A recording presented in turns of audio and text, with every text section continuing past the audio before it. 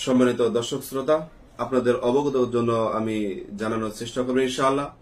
আমরা যে এই গরমের মধ্যে এই কষ্ট করছি, আমরা একদিকে কিন্তু জানতে পেরেছি যে এই গরমটা আসে জাহান্নাম থেকে, জাহান্নামের তীব্রতা থেকে। সুতরাং এই গরমের মৌসুমে আমাদের কি কি করণীয় আছে, আমরা যদি কোরআন সুন্নাহর আলোকে এগুলো জেনে নেই, তাহলে অবশ্যই আমাদের একটু উপকার হবে, অবশ্যই আমরা এর থেকে লাভবান হবে ইনশাআল্লাহ।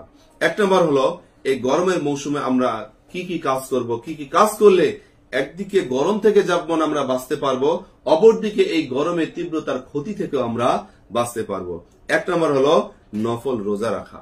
প্রচন্ড যখন গরম হয় তখন আসলে জাহান্নামের উত্তপ্ততা আমাদের সামনে চলে আসে। এই জন্য আমাদের উচিত হবে এই জাহান্নামের আগুন থেকে বাঁচা, জাহান্নামের উত্তপ্ততা থেকে বাঁচতে হলে আমাদেরকে নফল রোজা রাখা উচিত।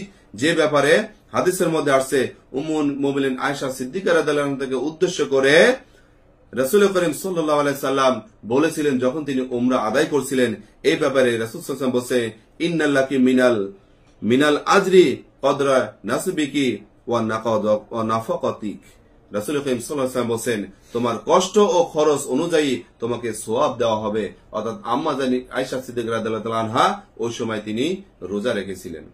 এরপরে আরেকটি বিষয় হলো আল্লাহর রাস্তায় সদকা